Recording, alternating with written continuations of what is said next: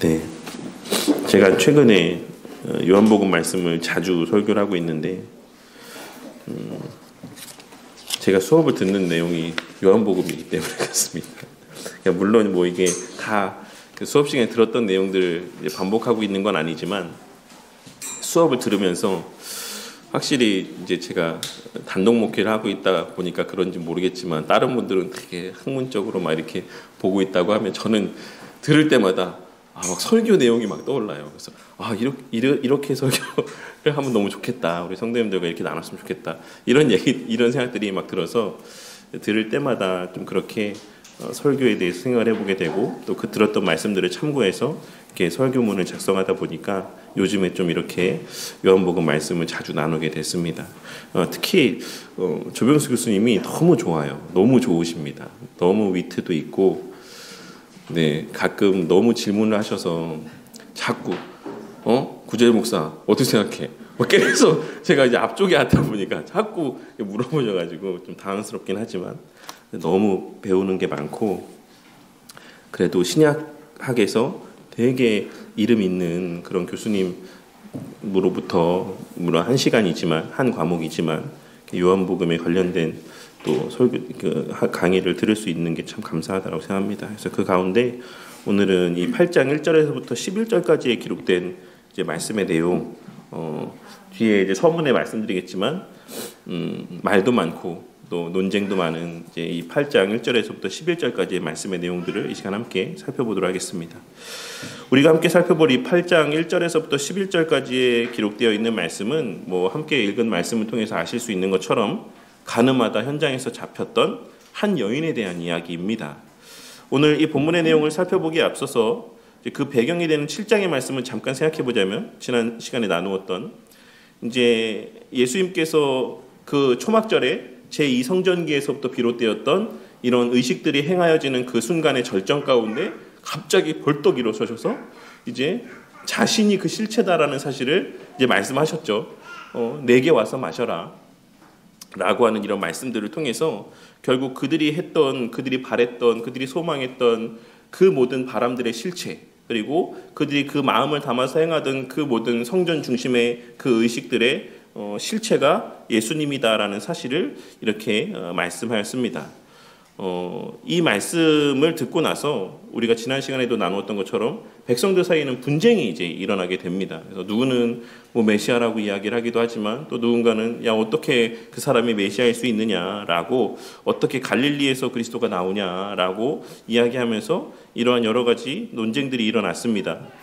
대제사장들과 바리새인들은 예수님을 잡으려 했고 사내들인 공회는 이제 예수님을 이제 그러한 일들로 인하여서 고소할 어떤 빌미들을 찾고자 하는 상황에 있었습니다. 그러니까 이러한 일들, 백성들의 무리가 소동이 일어나고 저 사람이 그리스도다, 아니다, 막 이런 상황들 속에서 그 예수님을 어떻게 하면 좀 눈에 안 보이게 할까, 어떻게 좀 치워버릴까라고 하는 이런 마음들이 이제 그 사람들의 마음 가운데 자리하고 있었다라는 것입니다. 그러니까 그런 고소할 빌미를 찾고 있던 상황 가운데 이제 오늘 본문의 말씀이 이제 펼쳐지고 있는 것입니다. 새벽 이른 아침에 성전뜰에서 가르치시는 예수님 앞에 한 여인이 끌려오게 됩니다. 그리고 그 여인은 오늘 본문 말씀이 증거하고 있는 것처럼 가늠하다 현장에서 잡혀온 여인이다라고 말씀을 하고 있습니다. 그러니까 이른 아침이었으니까 아마 그 전날 밤 가운데 일들이 있었을 것이고 그때 잡혀서 뭐 이런 표현이 맞는지 모르겠지만 아주 그냥 그 따끈따끈한 상태의 죄인의 상태로 지금 이제 이 앞에 끌려왔다라고 할 수가 있는 것입니다. 그런데 오늘 말씀에서 이 사건은 단순한 어떤 뭐 간음과 관련된 어떤 성적인 윤리와 관련된 어떤 그러한 사건을 말씀하고 있는 것은 아닙니다. 물론 그것이 이 오늘 말씀에서의 가장 중심을 이루는 사건이긴 하지만 단순히 그것이 죄다, 그것이 나쁘다 라는 것만을 말씀하고 있는 그런 윤리와 관계된 사건은 아니다라는 것입니다. 오늘 본문 말씀에서의 사건 가운데는 율법과 복음, 공의와 자비, 그리고 로마법과 유대의 율법, 그리고 예수님의 메시아적 권위까지 많은 내용과 많은 의미들이 이 본문의 사건 가운데 담겨 있다라고 할 수 있습니다. 그런데 사실 우리가 오늘 이 본문의 말씀을 나누기에 앞서서 신앙 상식으로서 우리 성도님들이 좀 알아두었으면 하는 내용이 있는데 조병수 교수님이 그런 얘기를 하더라고요. 요즘에 그러니까 자기 교회에도 뭐 예전에 의사였는데 이제 은퇴를 하시고 성경을 막 연구하시는 분이 있대요. 그래서 그러니까 의사하셨으니까 뭐 되게 똑똑하실 거 아니에요. 그래서 막 헬라어 원문도 보시고 히브리어 원문도 보시고 막 주석들도 찾아보고 또 나름 검색도 하시고 막 이래서 본인만 만나면 이것저것 질문들을 엄청 쏟아내신다는 거예요. 그래서 그래도 조병수 교수님이니까 대답을 하지. 막 그때도 또 이제 목사님들한테 그런 성도 있으면 어떡하겠냐 그래서 네 뭐 공부해와서 알려드리겠다라고 얘기하지 뭐 어떡하겠습니까? 막 이렇게 얘기를 한다고 막 얘기를 했는데 그런 얘기를 하시면서 사실 이 본문의 말씀이 초기 사본들에는 없습니다. 그러니까 초기 사본, 그러니까 원본을 얘기하는 게 아닙니다. 원본이 아닌 가장 초기에 기독교의 초기의 신약 사본들로 발견되어지는 문서들에는 이 8장 1절부터 11절까지의 말씀이 없어요. 그래서 제 성경에는 이렇게 가로가 쳐져 있는데 성도님들 성경에도 가로가 쳐져 있습니까? 예, 통으로 없어요. 보통은 우리가 뭐 아예 몇 절 있고 내용이 없던지 아니면 뭐 한 절 정도가 없고 뭐 이렇게 아니면 표현이 좀 다르고 이런 경우들은 있을 수 있는데 이 8장 1절부터 11절까지 말씀은 통으로 없습니다. 근데 그게 한 사본에만 없는 게 아니고 초기에 유력한 대다수의 사본에 이 내용이 없는 거예요. 그래서 이제 조병수 선생님이 이제 얘기한 거죠. 자, 목사님네 교회 성도님이 이거 사본학적 증거를 갖고 와서 아세요. 이거 정경 맞습니까? 이거 정말 우리가 여기서 신뢰하고 봐도 되는 하나님 말씀이 맞습니까? 라고 물어보면 뭐라고 대답할 겁니까? 막 이제 그걸로 한 1시간 보냈던 것 같아요. 어떻게 대답할지에 대해서 이제 한참 그렇게 얘기하고 여러 가지 대안들을 얘기해 주셨습니다. 그래서 학계에서는 이 본문이 PA 본문이라고 불려진다고 합니다. 뭐 페리코페, 아둘테리 뭐 이렇게 저는 이 용어도 사실 좀 낯설긴 하지만 이렇게 따로 이 본문 자체가 불려지는 칭호가 있을 정도로 이 본문이 신약학에서는 되게 좀 논쟁이 되는 그 중심에 있는 말씀이라고 할 수가 있는 것입니다. 그래서 초기 사본에도 없을 뿐만 아니라 또 우리가 이 본문에 대해서 생각해 볼 거는 우리가 황금의 입이라고 불렸던 크리소스톰이라고 하는 이제 유명한 이제 교부가 있습니다. 근데 이분이 이 요한복음을 80 몇 차례? 어쨌든 88편의 요한복음 강해서를 쓰셨어요. 근데 그 크리소스톰 이 교부가 쓰신 이 88편의 요한복음 강해서에도 이 8장 1절부터 11절까지의 내용은 없습니다. 그러니까 그러면 있는데 안 했겠냐? 아니면 없으니까 안 했겠냐? 이제 이런 또 논쟁들이 있는 거죠. 그리고 오리겐이나 알렉산더의 시릴 같은 교부들도 이 본문을 전혀 언급하지 않고 있습니다. 하지만 그와 달리 뭐 제롬이나 어거스틴이나 암브로스 같은 교부들은 또 이 본문을 설교했기도 해요. 특히 이제 제가 어거스틴 같은 경우는 이 설교에 대한 내용들, 어거스틴의 설교 내용을 참고할 텐데, 그래서 이게 정말로 정경에 있었던 것인지, 아니면 후대에 삽입된 것인지, 뭐 이런 논쟁들이 계속 있는 것입니다. 여기에 대해서 학자들은 몇 가지 가능성을 제시합니다. 왜 없는가? 첫째로는 목회적인 민감성에 대해서 이야기를 합니다. 뭐 간음이나 어떤 공적인 정죄나 자비선언이라고 하는 이 주제들이 특별히 이제 이런 간음과 관련된, 그래서 어떤 공동체들은 이 내용들을 좀 공적으로 낭독하거나 주의하기를 주저하였을 수 있었을 것이다. 그리고 나도 너를 정죄하지 않는다라고 하는 이 예수님 말씀이 어떻게 보면 되게 값싼 관용으로 오인되어질 수 있는 위험성들이 있었기 때문에 이 본문을 의도적으로 설교하지 않았을 것이다 라고 하는 이런 주장들을 하기도 합니다. 이와 관련해서 어거스틴이라고 하는 분은 뭐라고 말하냐면, 일부가 이 본문을 제거한 것은 아내의 간음을 용인할 빌미를 주지 않기 위함이었다라고 이렇게 설명하기도 합니다. 그러니까 이렇게 되게 큰 죄잖아요, 이 죄가. 근데 예수님께서 나도 너의 죄를 묻지 않겠다라고 하는 이 말이 혹 이 간음을 장려까지는 아니더라도 이 어떤 무게감들을 경감시켜서 이 자칫 이런 죄를 범하게 되는 어떤 빌미가 될 수 있기 때문에 이 본문에 대해서 설교하지 않았을 것이다라고 어거스틴이라는 분이 이렇게 대답을 하는 겁니다.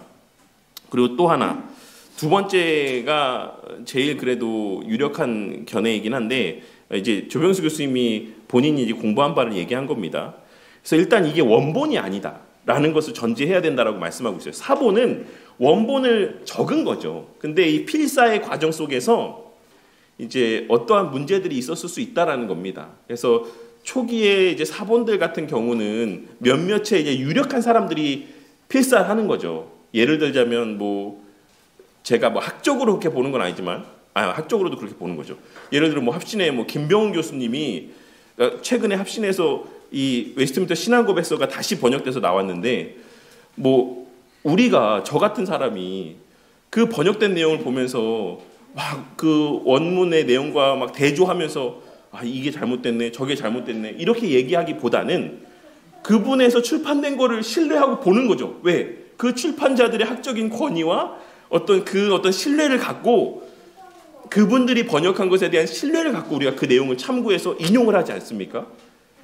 근데 만약에 이제 그 내용이 잘못되었었다라고 하면 저는 매번 성도님들한테 잘못된 내용을 얘기하겠죠.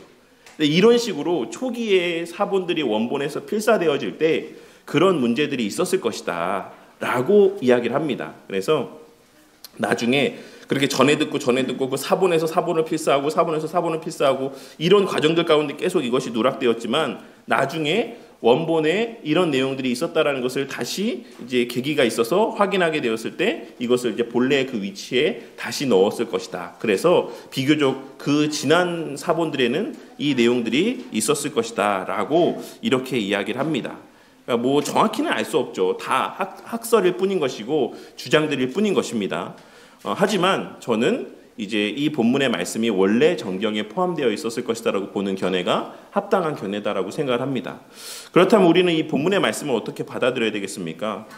개혁주의 전통에서는 이 본문의 사본학적 논쟁의 여지들을 인정하지만 신앙 고백적인 독해, 무슨 말이냐면, 그러니까 이 본문의 말씀이 전하고 있는 그 가르침의 요지가 우리의 신앙 고백의 내용의 틀에서 벗어나는가 벗어나지 않는가 라는 것들을 생각해 보았을 때, 그리고 성경 전체의 어떤 일관성의 근거에서 보았을 때 이 내용들이 정말 어울리는가 어울리지 않는가, 어긋나는가 어긋나지 않는가 라는 것들을 종합적으로 다 고려해 보았을 때 목회 현장에서 정경으로서의 충분히 설교할 수 있는 본문이라고 보는 것이 합당하다라고 하는 것이 개혁주의 진영의 입장입니다.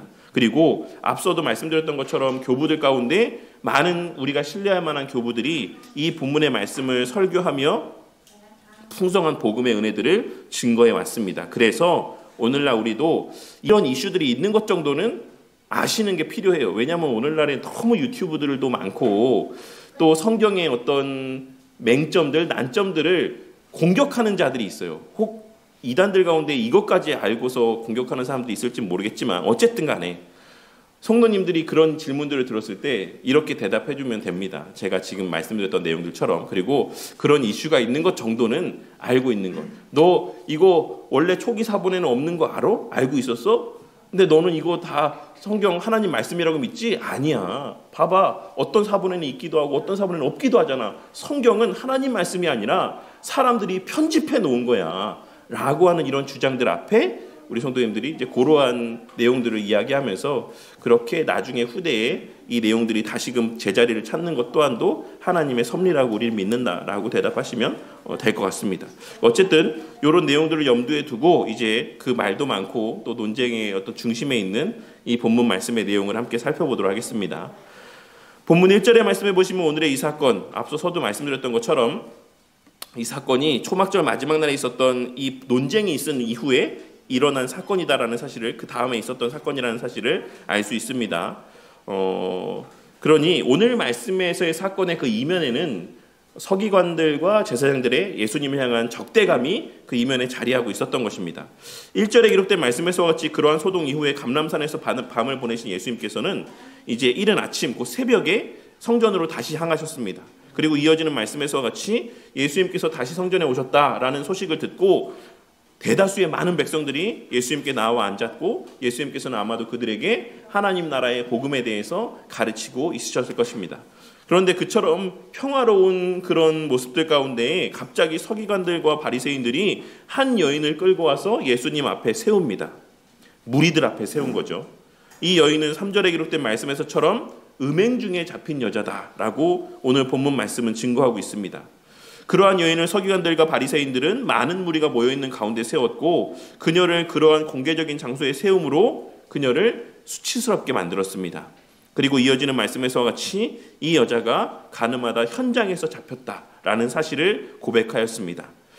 본문에서 서기관들과 바리새인들이 말하고 있는 현장에서 잡혔다라는 말은 그녀의 범죄에는 어떠한 오해의 소지도 없다.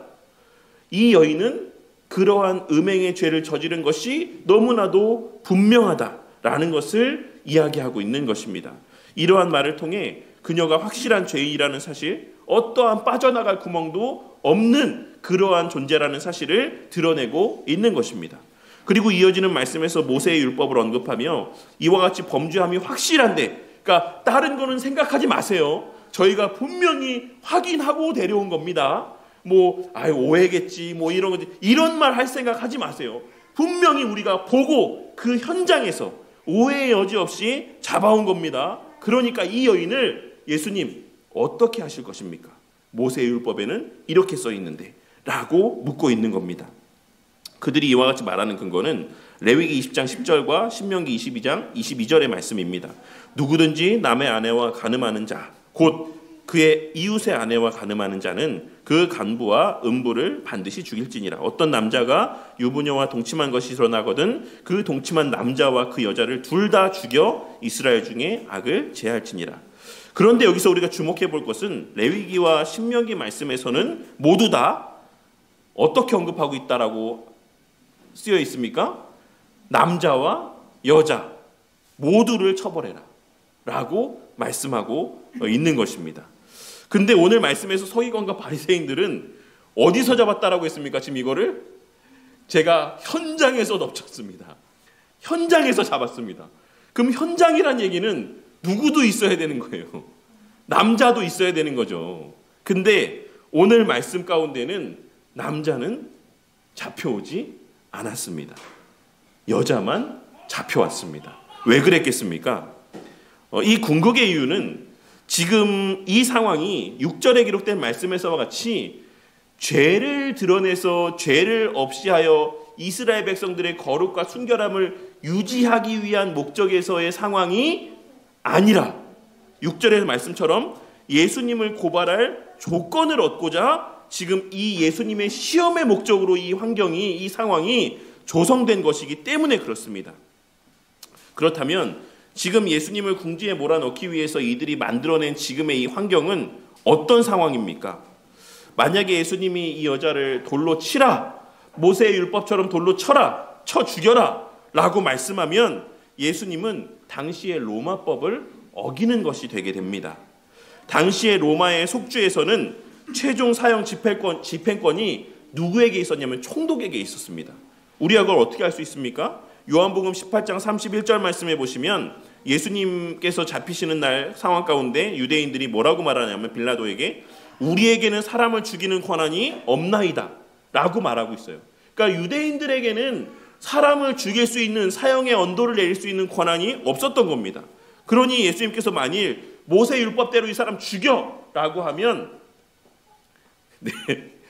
그 로마의 법, 속주에 속한 사람들의 그 법을 어기는 것이라고 할 수 있고, 그래서 이렇게 어겼을 때 로마에 고발해서 예수님을 잡혀가게 하려고 이렇게 질문했던 겁니다. 하지만 그와 반대로 예수님이 만약에 용서해 줘라 라고 말씀하면 이 사람들은 어떻게 나왔겠습니까? 이 사람이 모세의 율법을 어겼다, 이 사람이 모세의 율법을 존중하지 않는다 라고 말하며 그 사람들의 그 예수님을 향한 신임, 그 신뢰를 다 무너뜨리려고 했을 것입니다. 그리고 예수님을 그 빌미로 삼아서 공격하려고 했겠죠. 사람들을 선동하면서 모세의 율법도 지키지 않는 자가 메시아냐? 모세의 율법에 대하여서도 찬동하지 않는 자가 우리가 기다렸던 그리스도냐? 라고 이렇게 선동하며 예수님을 공격할 수 있었을 것입니다. 그러니 사실 지금 상황에서 예수님께서는 무엇이라고 말씀하든지 간에, 풀어주라고 말씀하든 벌주라고 말씀하든 어떤 상황에서도 그 상황에 올가매일 수밖에 없는 그러한 공경 가운데 있었다라고 할 수가 있는 것입니다. 그리고 이들이 이러한 상황을 조성한 이유는 분명합니다. 예수님을 공격에 몰아넣기 위함이었고 그들의 눈에 가시와 같은 예수님을 치워버리기 위함이었다라고 할 수가 있는 것입니다. 그래서 그들은 남녀 모두를 처벌하는 율법의 내용과 원칙이 있었음에도 불구하고 그 원칙을 어겨가면서까지 여자만 끌고 와서 고발하였던 것입니다. 이 구체적인 이유에 대해서, 이 궁극의 이유는 그런데 그러면 왜 남자를 데리고 오지 않은 게 그 목적이라고 볼 수 있는 것일까라고 하는 것에 대해서 학자들 사이에서는 크게 두 가지의 견해를 이야기합니다. 하나는 이 사건이 조작되었을 수 있다라고 이야기합니다. 무슨 말이냐면 서기관들과 바리새인들이 남자를 매수했다라는 거예요. 그래서 야, 내가 너 처벌하지 않을게. 너 그렇게 세우지 않을게. 근데 저기 저 여자를 꼬셔. 그래서 저 여자랑 잠자리를 해. 그래서 이 상황을 하나 만들어 봐. 라고 이렇게 해서 이제 그 남자는 현장에서 제가 언제 몇 시 어느 장소에서 이렇게 할게요. 그러니까는 그때 딱 덮치세요. 이렇게 상황이 조성된 상태에서 이 사건이 일어났다라는 것이죠. 그래서 그들이 딱 덮쳐서 그 상황에서 남자는 이제 잘했어. 이제 너는 가. 그리고 여자만 이제 끌고 왔다라는 것입니다. 또 다른 경우는 뭐 남자를 좀 더 남자에게 좀 관대해서 남자를 풀어줬을 수도 있죠. 왜냐하면 남자가 끼게 되면 상황이 훨씬 더 복잡해지기 때문입니다. 무슨 말이냐면 이렇든 저렇든. 그래서 이래서 남자를 보내주었건 저래서 남자를 보내주었건 이 자리에 남자를 데리고 오지 않은 이유는 만약에 이 자리에 남자가 끼게 되면, 그러니까 남자는 여자랑, 그러니까 당시를 얘기하는 겁니다. 지금 시대를 얘기하는 게 아니라 당시 시대에는 남자가 갖는 사회적인 위치, 지위와 여자가 갖는 사회적인 지위나 위치가 너무나도 달랐어요. 그래서 여자 하나를 처벌하는 문제와 남자를 처벌하는 문제는 그 다루는 경중이 달랐습니다. 그러니까 여자를 처벌하는 건 되게 가볍게 다룰 수 있는 문제였고 성인 남성을 처벌하는 데는 훨씬 더 많은 복잡한 절차들이 필요했던 거예요. 그래서 만약에 여기를 남자를 같이 데리고 왔다라고 하면 로마 당국이 개입할 수 있는 여지들이 더 많아지게 되는 겁니다. 왜냐하면 남자가 꼈기 때문에.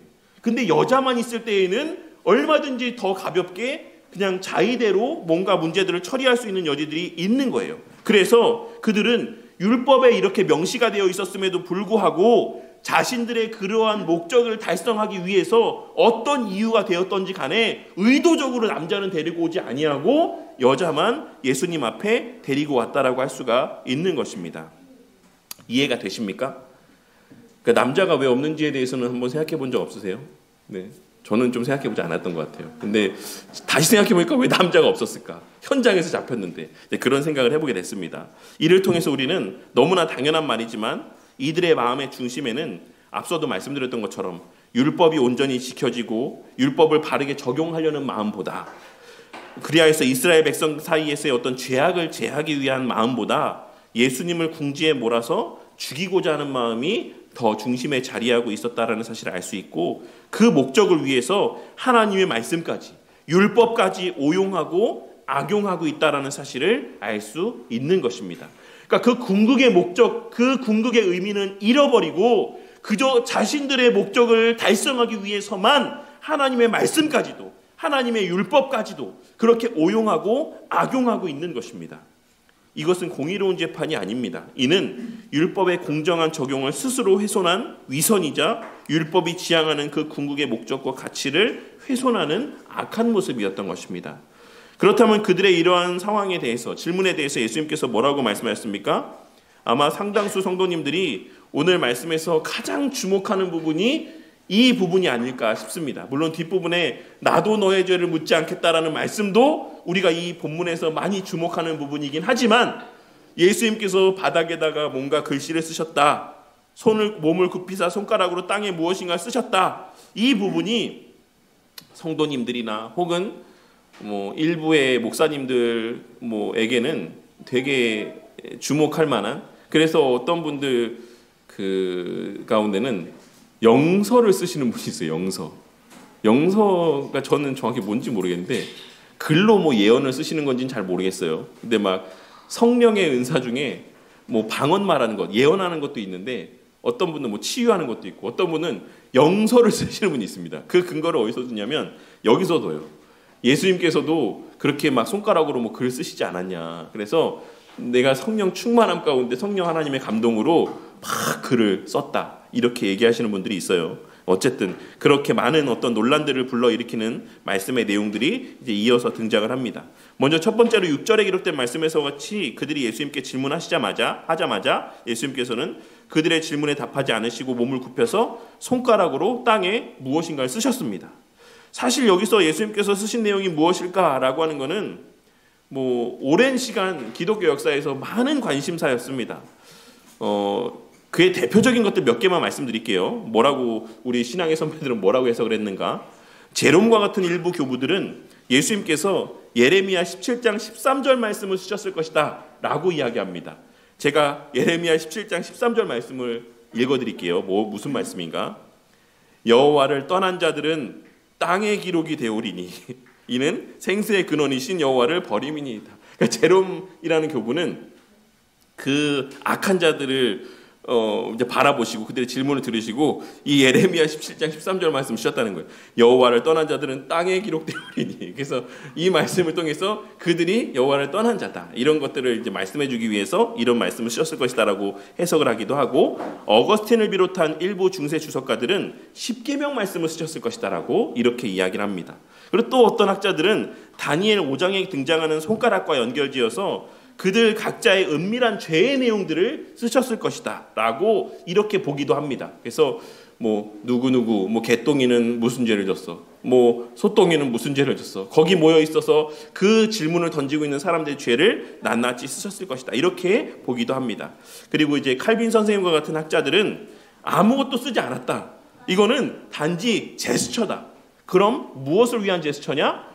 그들이 생각할 수 있는 어떤 시간들을 주기 위한 그냥 의도적으로 이렇게 글씨를 쓰시면서 시간을 끌고 있으신 것이다 라고 이렇게 설명을 하기도 합니다. 그리고 마지막으로 또 다른 일부의 학자들은 예수님께서 땅에 무엇인가를 쓰시는 행위는 예레미야 31장 33절 말씀의 성취와 관계된 모습이다라고 말하기도 합니다. 예레미야 31장 33절 말씀, 그러나 그날 후에 내가 이스라엘 집과 맺을 언약은 이러하니 곧 내가 나의 법을 그들의 속에 두며 그들의 마음에 기록하여 나는 그들의 하나님이 되고 그들은 내 백성이 될 것이라 라고 하는 이 말씀을 쓰셨을 것이다 라고 보는 견해들이 있습니다. 하지만 사실 뭐 이 가운데 우리가 조금 더 유력하게 여길 만한 말씀들은 있겠지만 정확히 무슨 말씀을 쓰셨는지는 뭐 아무도 알 수 없죠. 나중에 예수님 뵙게 되면 그때 진짜 쓰신 말씀 뭐였습니까? 라고 물어볼 수 있겠지만 우리가 정확히는 알 수 없습니다. 그러나 분명한 것은 이 두 번의 땅에 무엇인가를 쓰시는 행위 가운데 그들의 위선이 드러났고 그들이 그 자리를 떠나게 되었다라는 것만은 분명한 사실입니다. 그리고 이러한 드러난 현실, 드러난 어떤 실제 현상들로만 연관지어서 생각을 해보자면 저는 크게 두 가지의 가능성이 있지 않을까라고 생각을 해봅니다. 첫 번째는 이 첫 번째 기록은 율법의 세부 내용이거나 혹은 그와 관련된 각 사람의 구체적인 범죄함의 내용을 쓰시지 않았을까라는 생각을 해보게 됩니다. 그리고 이는 율법의 기능 중 죄를 드러내는 기능을 의미한다라고 할 수 있습니다. 그리고 예수님께서 말씀하셨죠. 너희 중에 죄 없는 자가 돌로 쳐라. 이 말씀은 율법의 정신을 회복하시는 동시에 복음의 서막을 여는 말씀이라고 할 수 있습니다. 율법의 두 번째 용도인 그리스도께로 인도하는 역할을 하는 용도를 의미하는 것으로 자신은 그 죄의 문제를 판단할 수 있는 존재가 아니다라는 사실을 깨닫게 하심과 동시에 자신 스스로는 죄의 문제를 해결할 수도 없는 자라는 사실을 이러한 행위와 말씀들을 통해 드러내 보이셨다라고 할 수가 있는 것입니다. 그리고 두 번째 쓰신 말씀은 아마도 앞서 언급했던 예레미야 31장 33절 말씀이 아닐까라고 생각을 해봅니다. 이 말씀을 본 그곳에 많은 모인 자들이 9절에 기록된 말씀에서처럼 양심의 가책을 느끼고 또 떠나가게 됩니다. 행위뿐만 아니라 마음으로도 늘 범죄함 가운데 있었던 자들의 모습, 자신의 모습을 떠올리며 양심의 가책을 느끼고 떠나가게 되는 것입니다. 그래서 첫 번째 말씀 가운데에 뭐 행위적인 죄로 이제 해당되지 않았다라고 생각되는 사람들도 그 마음의 어떤 문제들을 지적하시는 말씀들을 보면서 아, 내가 죄인이다. 내가 이렇게 손가락질할 만한 자격이 되지 않는구나. 라고 하는 것을 느끼고 그들이 양심의 가책을 받아서 그 자리를 떠나가게 되었다라고 할 수가 있는 것입니다. 그리고 그 자리에는 결국 예수님과 여자만 남게 되었습니다. 예수님의 첫 번째 기록은 율법 언약 아래에서 드러난 인간의 죄와 정죄의 현실을 상징한다라고 할 수 있습니다. 그리고 두 번째 기록은 그 율법의 요구가 그리스도 안에서 완전히 성취가 되어 새 언약의 시대가 그 은혜가 드러나게 되는 것을 상징합니다.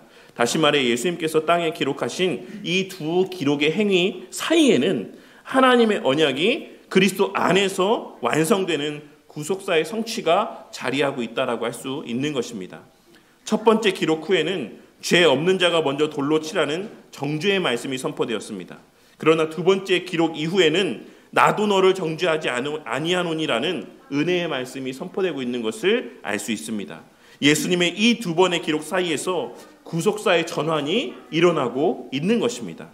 율법에서 복음으로, 정죄에서 칭의로, 돌판에서 마음으로, 옛 언약에서 새 언약으로.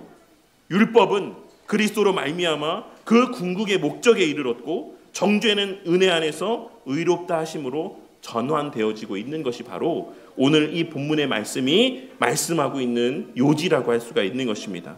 이 장면은 단순히 율법에서 복음으로의 전환을 말씀하고 있는 것이 아니라 율법의 성취를 통한 복음의 계시를 보여주는 은혜의 현장이라고 할 수가 있는 것입니다. 그리고 마침내 성전 뜰에는 두 사람만이 남게 됩니다. 이 장면에 대해서 초대 교부였던 어거스틴, 물론 이제 교부라고 보기에는 한 세대 좀 시간이 지난 후의 인물이긴 하지만 어거스틴은 그의 요한복음 강해 설교에서 다음과 같은 너무나도 유명한 말을 남겼습니다. 렐릭티 순트 두오 미세라엣 미세리 코르디아. 이게 무슨 말이냐면 두 사람이 남았다. 비참한 자와 자비, 비참한 자와 은혜. 율법은 떠났고 정죄함도 떠났으며 고발자들도 다 떠났습니다. 그리고 그 자리에는 오직 은혜만이 남았던 것입니다. 어거스틴 선생님은 이 장면을 율법에 의한 정죄와 은혜에 의한 구원이 마주한 극치의 순간이다라고 표현하고 있는 것입니다. 이후에 예수님께서는 10절에 기록된 말씀에서와 같이 여인을 바라보십니다. 그리고 그 여인에게 물으십니다.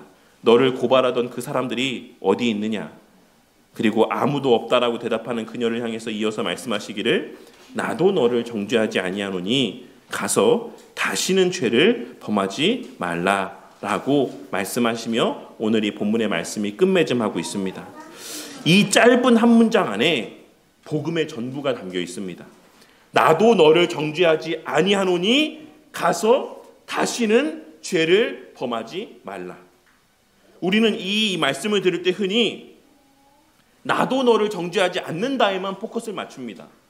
예수님께서 이 가늠한 여인을 정죄하지 않으셨다라고 하는 이 사실에만 포커스를 맞출 때가 많이 있다라는 것입니다. 어쩌면 그렇기에 그러한 기후 때문에 앞서 서두에 말씀드렸던 것처럼 설교자들 가운데, 초대교회 설교자들 가운데 이 본문을 설교하지 않았던 설교자들이 있었던 것이라고 생각합니다. 오늘 말씀에서 예수님께서는 이 말씀을 통해 예수님이 저 여인을 용서하셨다라는 사실을 말씀하고 있는 게 맞습니다. 하지만 그게 전부는 아닙니다. 오늘의 이 예수님의 말씀, 이 한 문장 가운데는 우리가 너무나도 잘 알고 있는 칼빈 선생님의 이중 은혜에 대한 내용들이 이 예수님의 말씀 가운데 담겨져 있는 것입니다. 첫 번째는 무엇입니까? 칭의의 은혜입니다. 나도 너를 정죄하지 않는다라는 이 말씀은 법정적인 선언입니다. 정죄의 종결을 말씀하고 있는 것입니다. 본래 이 여인은 율법 앞에 유죄가 맞았습니다. 이 여인이 죄가 없는 게 아니죠. 이 여인이 죄를 짓지 않았습니까? 죄를 지었습니다. 그럼에도 불구하고 예수님께서는 이 자리에서 법정적으로 나도 너에게 그 죄를 묻지 않겠다라고 말씀하고 있으신 것입니다. 그리고 이 말씀을 통해 칭의의 은혜의 본질에 대하여 말씀하여 주고 있으신 것입니다.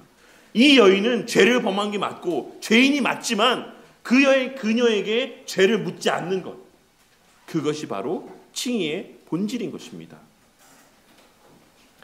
이것은 값싼 관용이 아닙니다. 이것은 예수님의 형벌 대속적 죽음에 기초한 메시아적 권위 아래서 의롭다고 여김을 받는 복음의 위로라고 할 수 있습니다.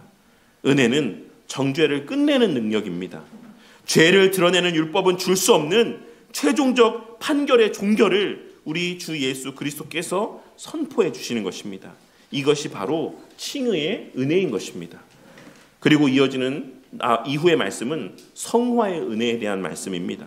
예수님께서는 오늘 말씀에서 이 여인에게 가서 다시는 죄를 범하지 말라라고 말씀하셨습니다. 예수님의 자비는 방종을 낳지 않습니다. 많은 초대교회의 설교자들은 어거스틴 선생님이 말했던 것처럼 우리가 이 본문을 설교할 때 사람들은 방종해질 것이다. 사람들은 죄를 더 아무렇지도 않게 짓게 될 것이다. 라고 하는 것을 염려했지만 사실 이 본문의 말씀의 의미를 우리가 제대로 이해한다라고 한다면 이 예수님의 자비가 방종을 낳을 수 없다라는 사실을 이 예수님의 말씀을 통해 분명하게 깨달을 수 있는 것입니다.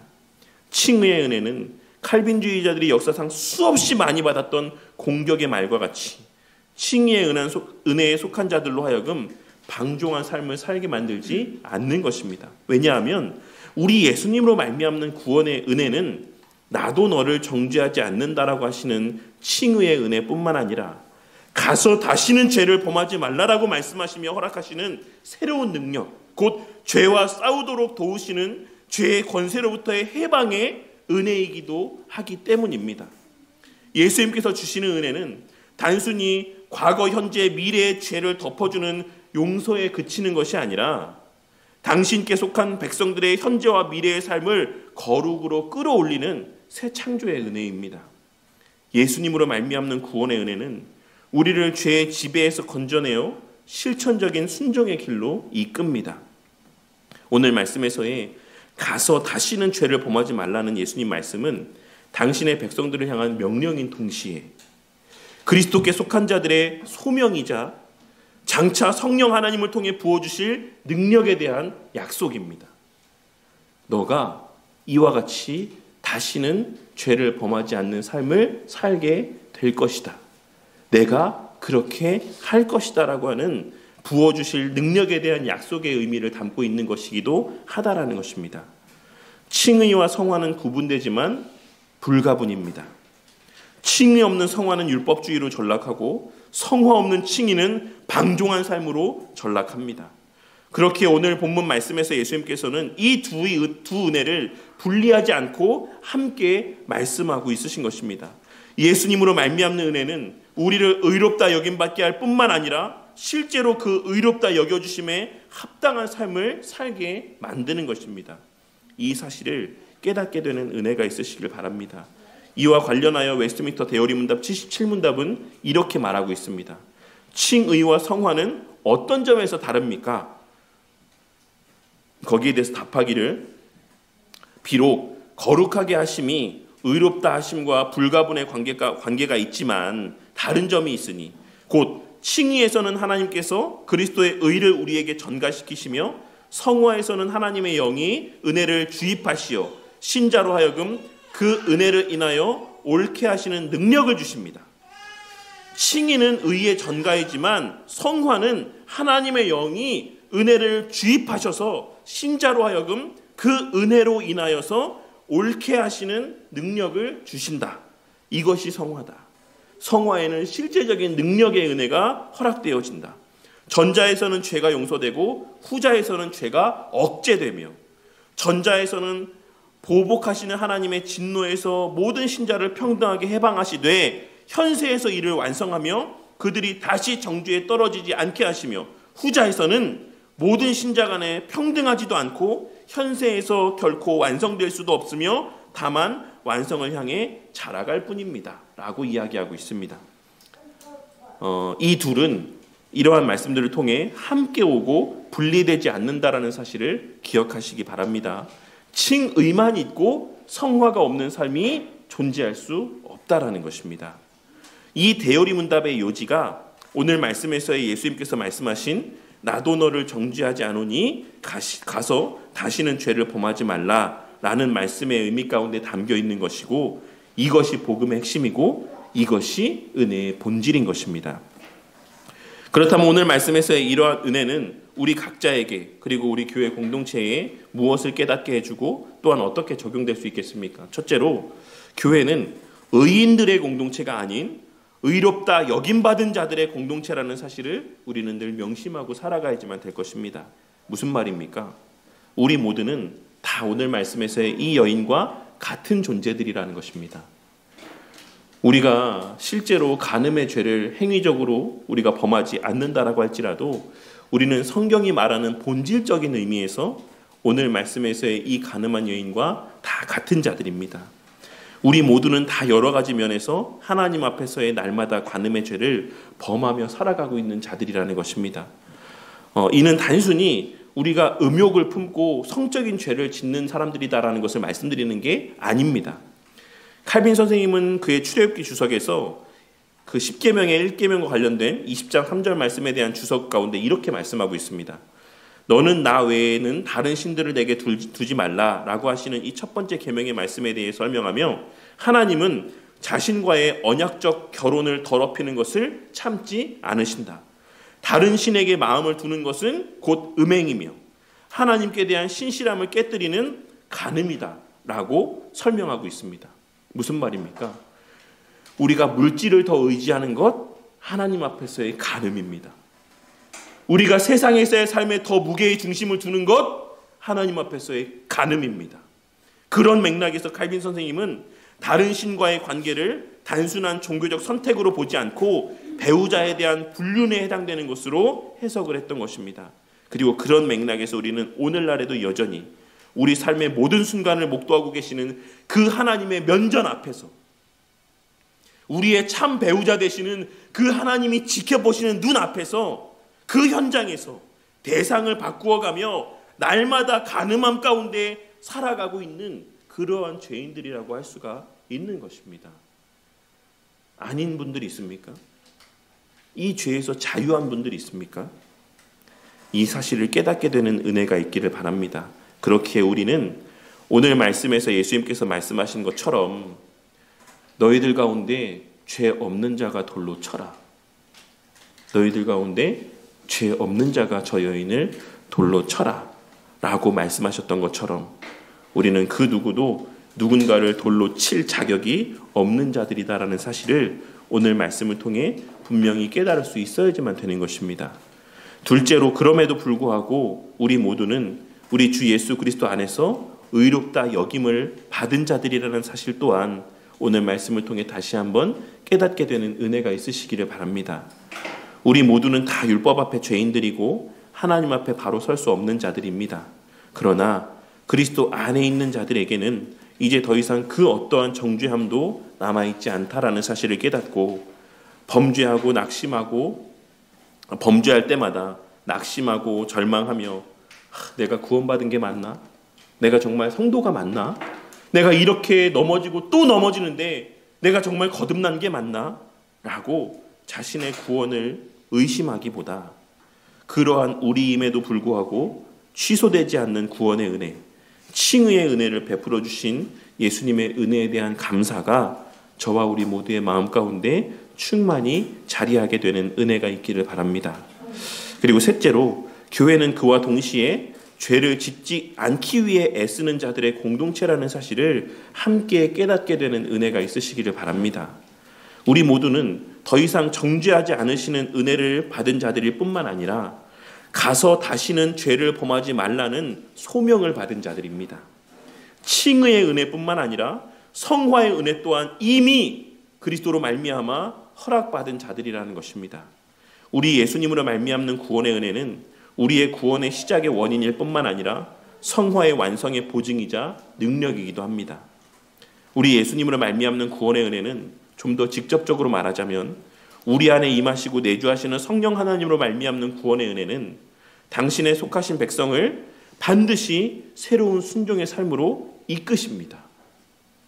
우리가 거듭난 것이 맞다면, 우리 안에 내주하시는 성령 하나님으로 말미암아 우리가 거듭난 것이 맞다면 그 성령 하나님으로 말미암아 우리는 그분의 이끄심 가운데 반드시 새로운 순종의 삶을 살아가게 되어 있다라는 것입니다. 바로 이 목적에서 교회에는 말씀과 성례와 권징이라는 은혜의 방편들이 허락되었습니다. 하나님께서는 예수 그리스도 안에서 성령 하나님을 통하여 교회적으로 베풀어 주시는 이 은혜의 방편들을 통해 칭의의 은혜뿐만 아니라 성화의 은혜를 누리고 만끽하게 하시는 것입니다.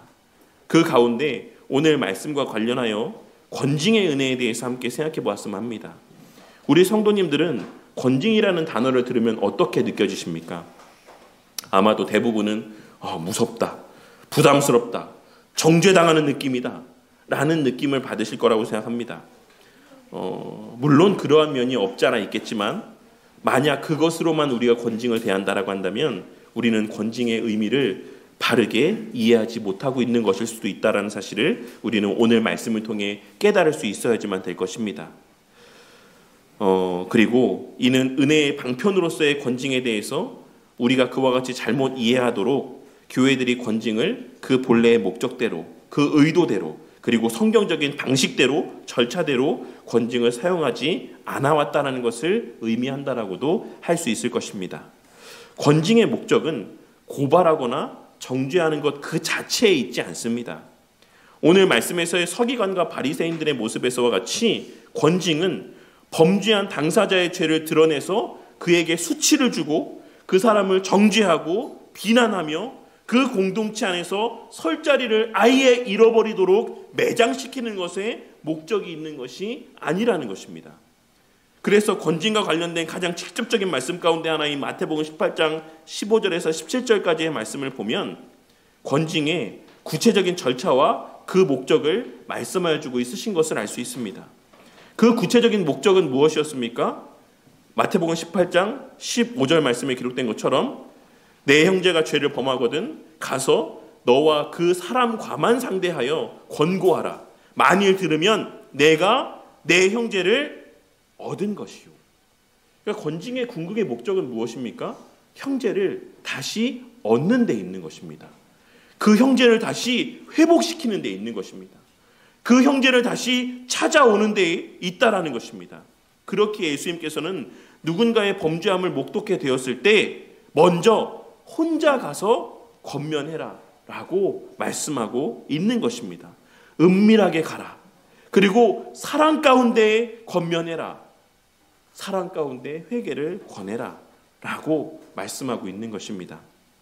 그리고 듣지 않으면 다음에 두세 사람이 함께 가라 말씀하시므로 그 권징의 공정성과 증거의 확증을 위한 절차들을 말씀하셨던 것이고, 그리고도 듣지 않으면 마지막에 교회에 알리라고 말씀하시므로 개인의 권면이 실패할 때 교회의 질서 아래에서 공적으로 다루어 그 형제가 회복되는 것을 추구해라 라고 말씀하고 있는 것입니다.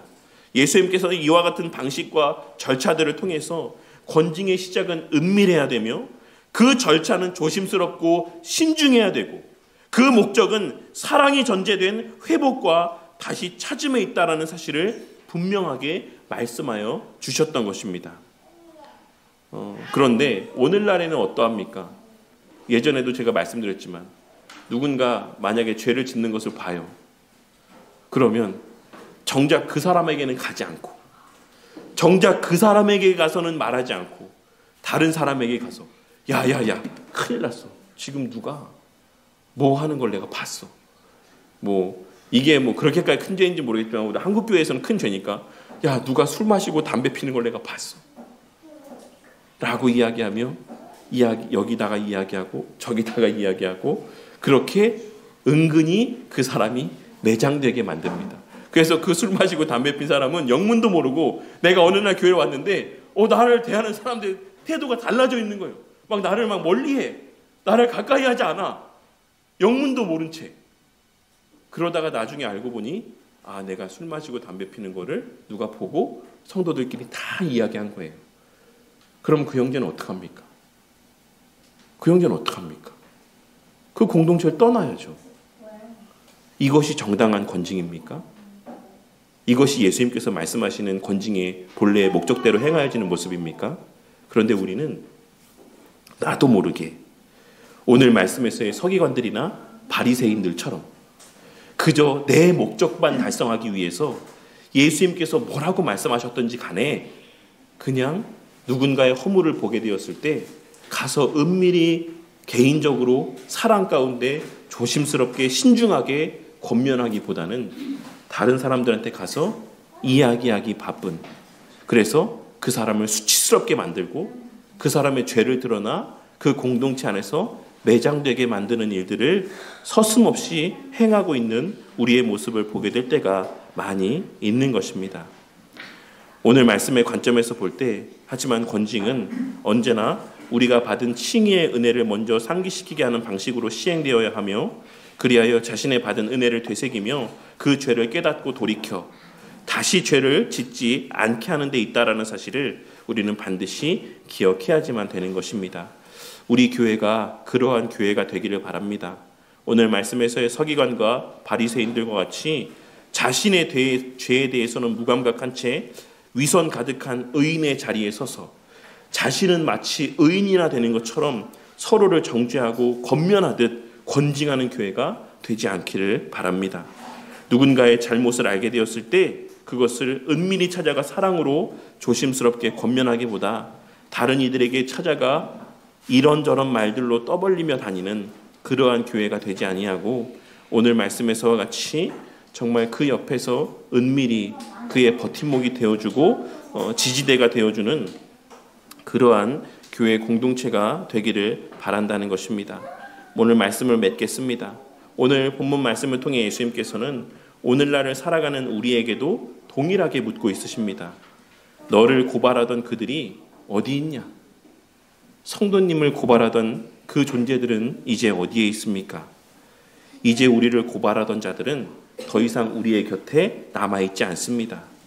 오늘 말씀에서 이 여인의 곁에 남은 것은 예수님 뿐이었듯 오늘날 이 시대에도 이제 이 교회적 삶을 살아가는 우리 곁에는 우리를 정죄하는 자들이 아닌, 우리를 비난하는 자들이 아닌 우리 예수님과 그 예수님의 몸된 교회의 지체들만이 우리 곁에 서 있을 뿐입니다. 오늘 말씀에서의 예수님에 대한 어거스틴 선생님의 말씀이 저와 우리 모두의 마음에 깊이 새겨지기를 바랍니다. 두 사람만이 남았다. 비참한 자와 자비. 율법이 죄를 드러내되 구원하지 못하는 것처럼 비난과 정죄함은 형제를 다시 회복시키지 못합니다. 오늘 말씀을 통해 오늘날 우리에게 허락하신 교회 공동체는 서로를 향한 비난과 정죄를 위해 존재하는 것이 아닌 가늠한 여인 곁에 서 계셨던 예수님과 같이 서로를 향한 자비의 통로, 회복의 통로, 은혜의 통로로 존재하게 하신 자들이라는 사실을 명심하고 살아가는 저와 우리 모두가 되기를 바랍니다.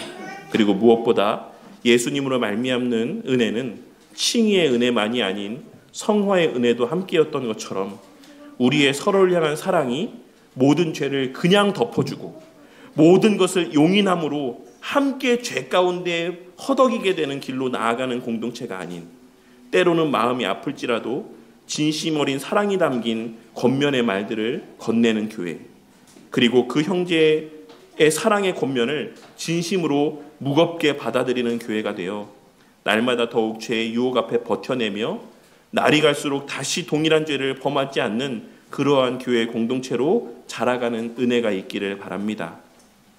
그리하여 우리 바른교회가 오늘 말씀에서와 같이 오직 우리 주 예수 그리스도의 자비와 은혜만이 넘치는 교회, 그 은혜만이 밝게 빛나고 증거되는 아름다운 주의 몸된 교회 공동체가 되기를 주님의 이름으로 간절히 축원합니다.